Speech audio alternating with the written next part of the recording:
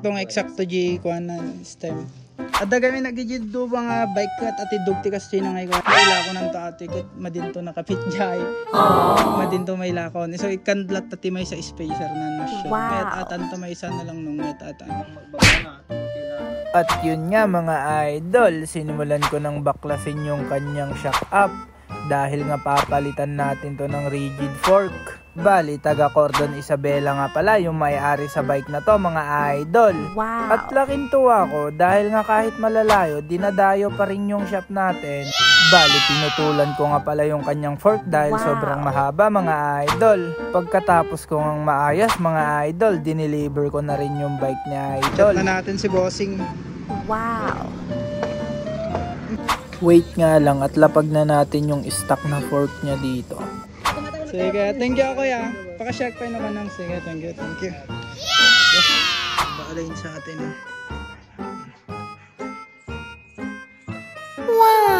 Set. Bali, may nagpabuo pa nga pala sa atin ng wheelset mga idol. Kita nyo naman kung gaano kapulido yan. Saglit nga lang at may dumating na naman. Uni-unihab na ate, uncle.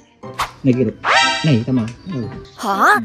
Kastano ka no, di ako prepare nga no, kastano mo tan ako magyapin. At yun nga, dali-dali ko nang tinanggal yung kanyang wheelset mga idol. At binuksan ko na nga rin yung kanyang prehab. Wala yung matras. Tanggal yung isang pauls. Bali, tapos na natin irapak yung prehab niya mga idol. Bottom bracket! Bali, ito na yung kanyang bottom bracket mga idol. Yan o, wala nang graso. Drain na drain ba?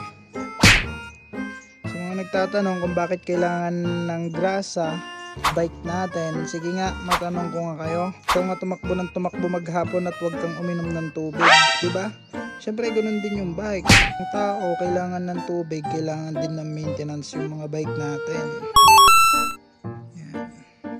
Sinisan ba? Itong gamit natin na grasa, high temp mga idol. Yan. Yan. Itong high temp para sa bottom bracket. Kanina, sobrang ingay daw ng bike niya. Da pa gano'n na angkal? Yan kasi talaga angkal nagpukaw ti grasa ti bearing crack kunan naman. Pakabit ng cable. Kapag ito nilagay mo na sa bike mo na. Ngayon pag sumasahid to sa frame mo, ibalik mo sa akin. Libre lang yung align niya. May tendency na iba-iba kasi yung sukat ng frame niya eh. Kaya pag sumayad, balik mo, libre lang.